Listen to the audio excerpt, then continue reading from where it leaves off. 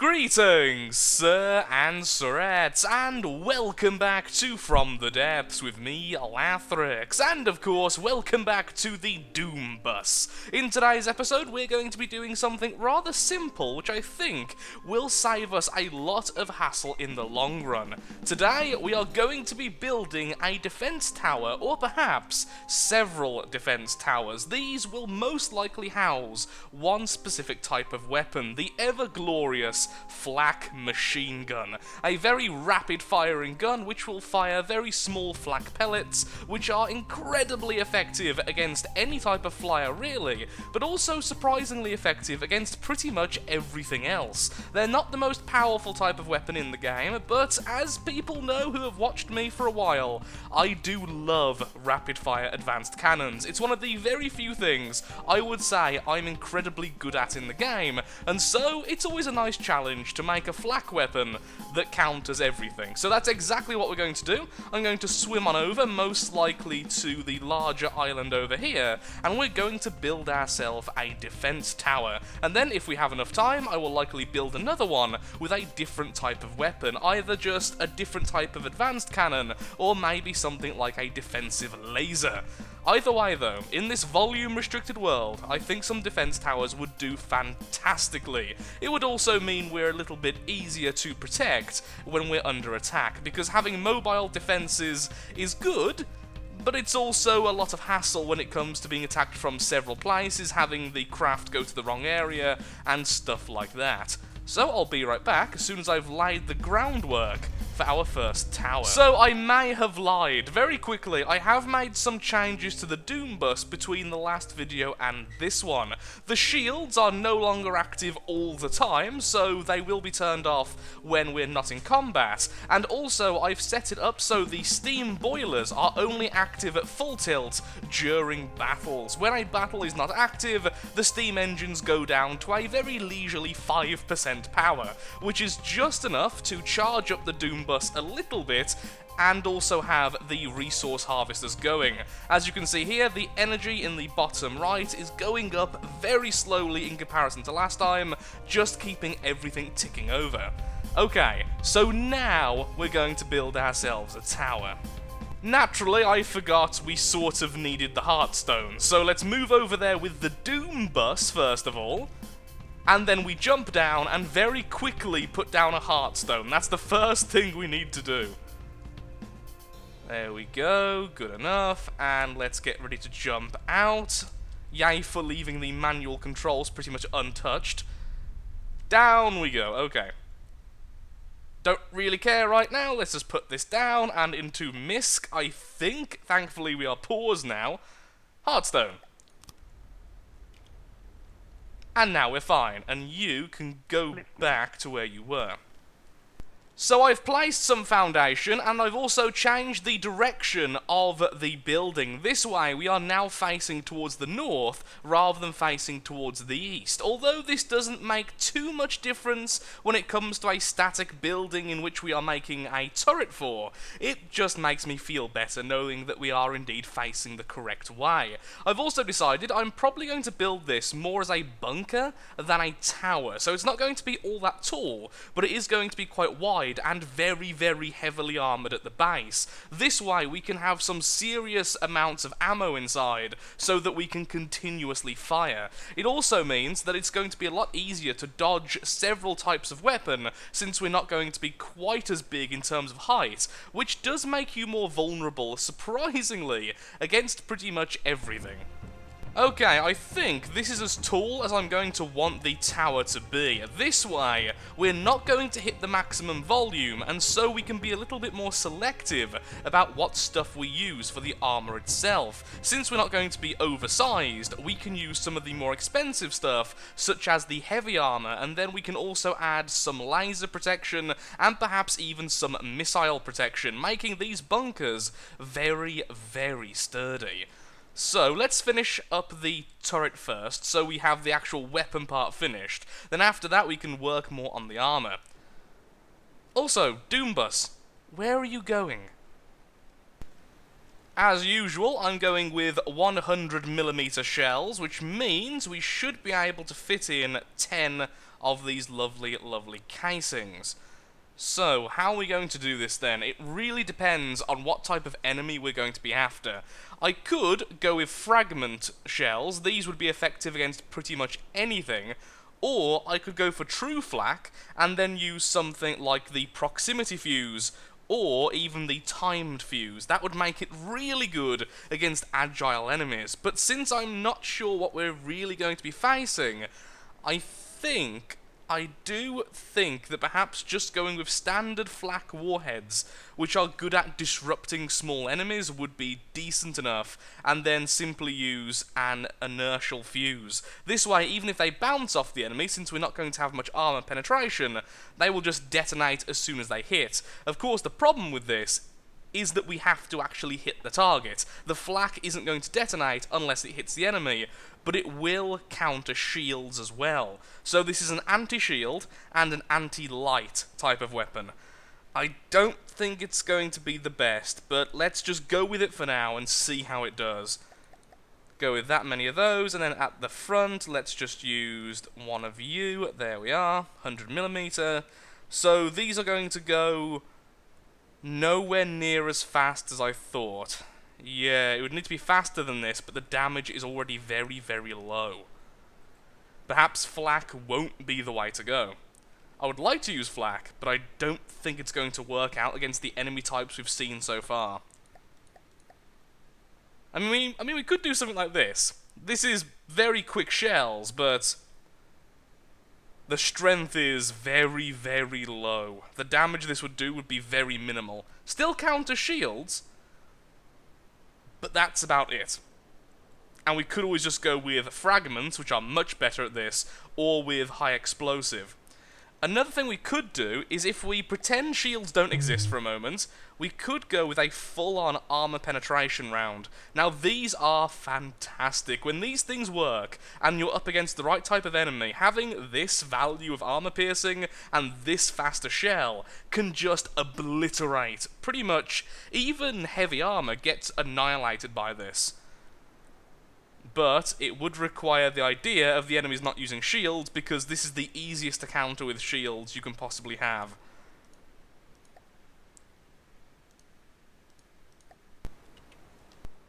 Time for a quick test fire, probably a loud noise incoming. That is a very fast shell. It would counter fast targets, and it would counter heavily armored targets, which is really, really tempting. And a single shot knocks out a metal beam. Likely, we're going to be firing these at about 500 per minute. Or perhaps even more, depending on if I use belt-fed loaders or regular loaders. The regular loaders mean we have a more consistent fire rate. The belt-fed means we have a really strong fire rate for a shorter period of time. I'm actually surprised that managed to knock out an entire beam. That is very powerful. That knocked out several blocks.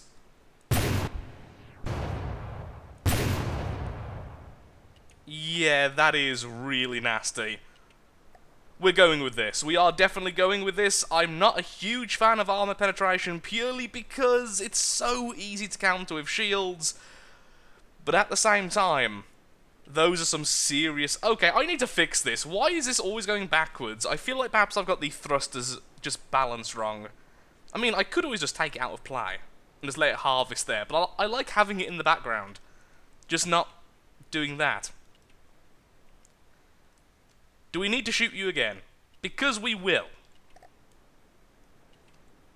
Mostly because I just want to shoot something again. Boop. Yeah, we need to keep these rounds. Time for a very quick test fire. Let's see if this works. Well, it didn't last very long, but that is some serious burst damage. Ooh, did I just see a resource zone? Did I? Yeah, okay, so that is definitely our goal as soon as we start making some new vehicles. So, this is using the regular auto-loaders, and that's why it can't sustain the fire rate for that long.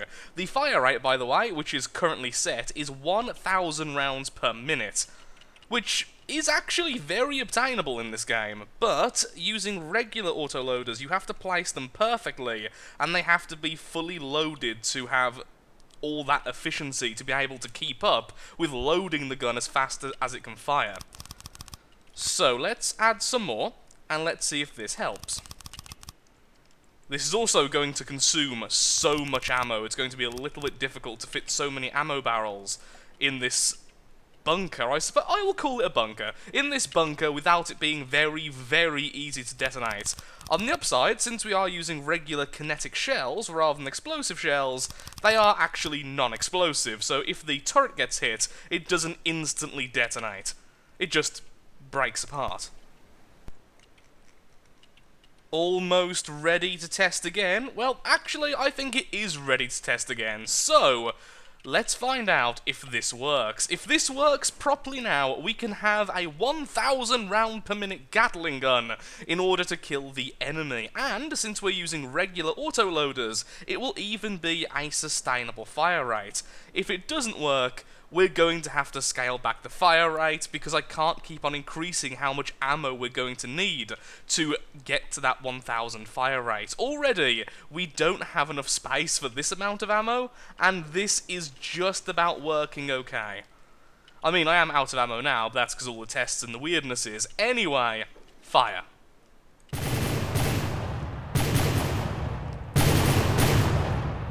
Oh, darn it. Yeah. Not quite. Let's tone it down to about maybe 850. Let's see if 850 is a better amount. It's all to do with how fast the autoloaders can put the shells into the barrel. The barrel itself can fire much faster than this. I think like 1,400 rounds per minute is currently its maximum, but of course it does rely on all the rest of the turret working correctly.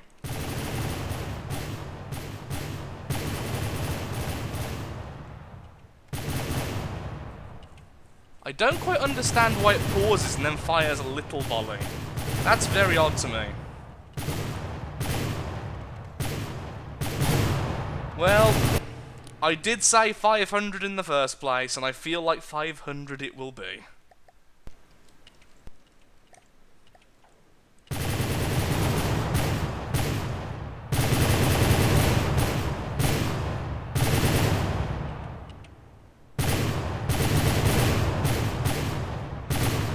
This is currently at 700. That is very, very close. So perhaps 600. 600? Can we at least break the 600 barrier? Currently firing at 600, and go!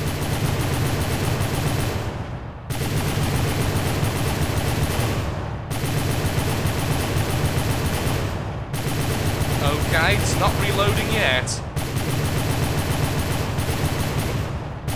I would say that this is a sustainable fire rate. Okay, so it's a 600 round per minute Gatling gun, or minigun, or just Daka machine. Either way, it's good enough. So let's finish off building the bunker itself, and then we have our first defense bunker. What we could do as well is maybe add some anti-missile turrets. They are very, very powerful, and actually quite easy to set up, as we found out in the Christmas campaign.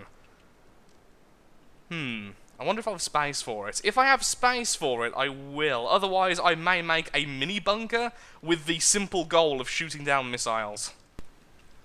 We do at least have a doorway, so we are not complete savages, just mostly. So here we are, the doorway is done at the back, so you can get in and out nice and easily. We have this weird shell around the outside, which will actually help a little bit against explosions, and at least it's giving it a bit of form.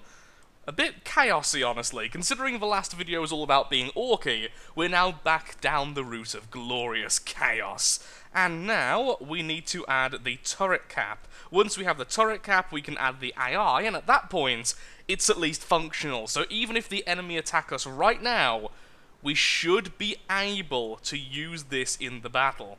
Probably not all that well, but hopefully decently. I've also reinforced the inside, so now it is double layer metal everywhere, with some heavy armor around the more vulnerable sections.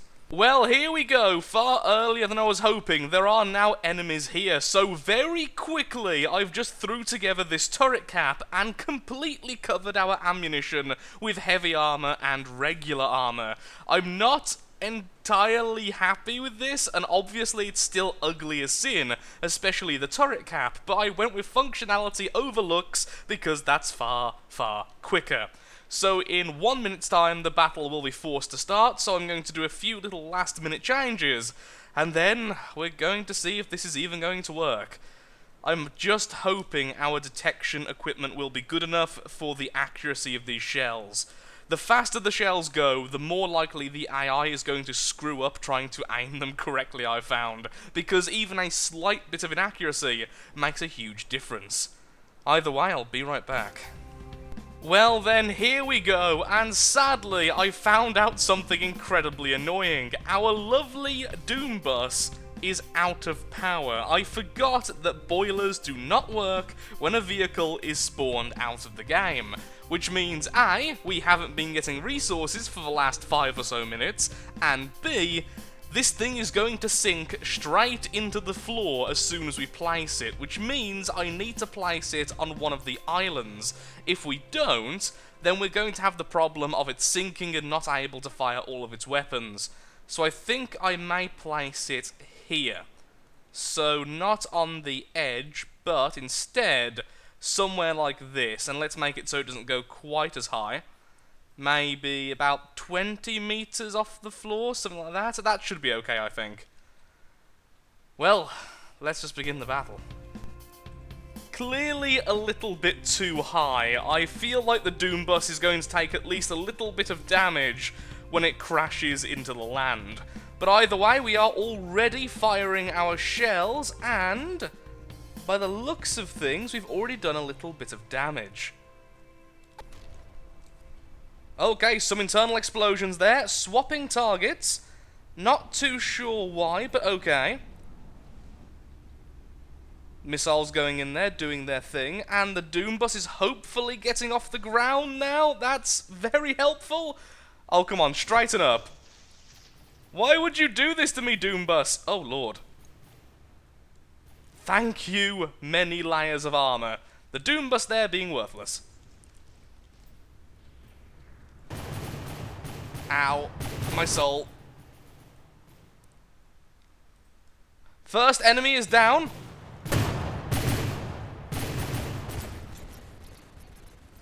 So what's left then? Okay, so we have the anti-air missile launcher. We have another one of those. Yeah, the shells are absolutely ripping them apart. Look at that. Just blocks everywhere, even against enemies, which it can only just about see. The radar will only work while it's at least a little bit above the water. Now, are those shells going too quickly to go through the water? I think it's more to do with the angle, but either way, it's having difficulty continuously firing. AI dead of the one at the back, that's perfect, and the last cram shell. Just don't kill the turret, just don't kill the turret, just don't kill the... Well, you knocked off some armor, but that was fine. Oh, come on, you can kill it, I believe in you! If that thing actually dove fully under the water, I don't think we would have been able to kill it. Was that it?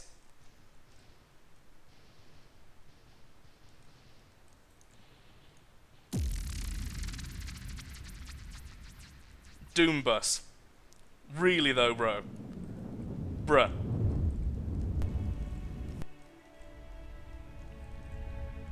So it seems like the thrust is really, really imbalanced. It only works at full power, because then it has the potential to right these problems by itself, using the systems in place. I've actually forgot what they're called. What are they called? The things I'm currently using to make this thing fly in the first place, the PID system.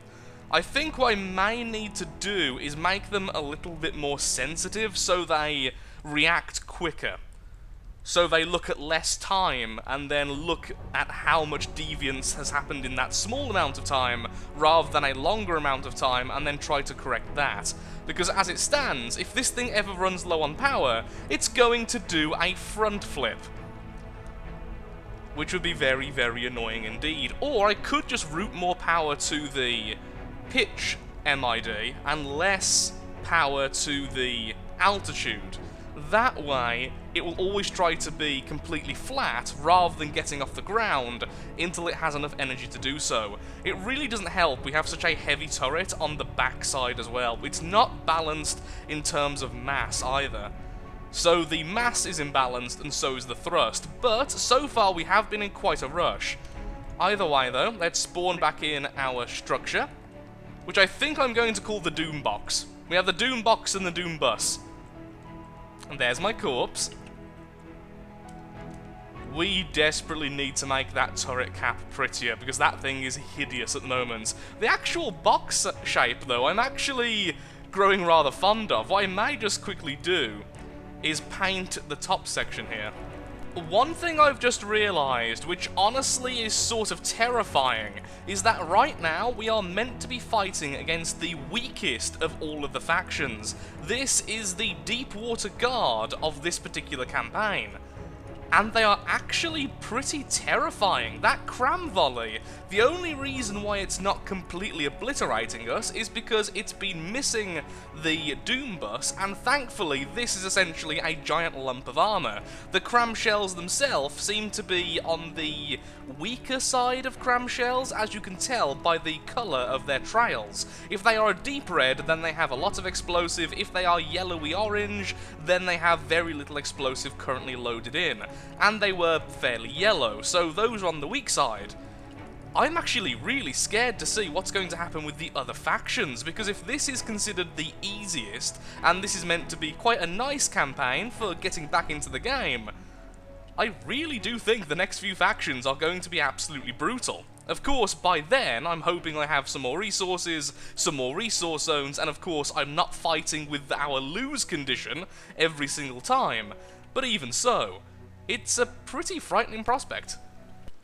Well, it definitely lives up to its name, the Doombox. It looks very, very evil right now, but also incredibly basic. Like I was saying, I just didn't have enough time to bother at all with trying to make this thing look pretty, but now we have a bit of spare time. That could be our next goal. Although, I am still scared of what's going to attack us, so until we have a good set of defenders, I think it would be best if we just kept on building more defense structures, some more vessels and stuff like that, and just kept on focusing on glorious functionality. Although aesthetics are important, they're less important than surviving, to be perfectly honest. Okay, let's replace the other side as well. Oh, apparently it's so uneven, it's not even symmetrical there. That's a little bit annoying. Either way, the Doombox is here to stay, and I will be redoing the turret cap at least, because I've just realised at least one of the detection systems is a little bit badly placed, so I will be needing to do that. Either way though, I'm afraid I am all out of time for today's episode. It was quite a bit of building and quite stressful, but now we have this basic design, we can copy and paste the Doombox elsewhere, and simply replace the weapon. So thank you so much for watching. If you have enjoyed the video, then of course, likes, favourites, shares, comments, all that good stuff helps out me, helps out the channel, and most importantly, shows that From the Depths is a series you wish to see continued in the future. Thank you so much for watching, and goodbye. I promise things will look better in the future.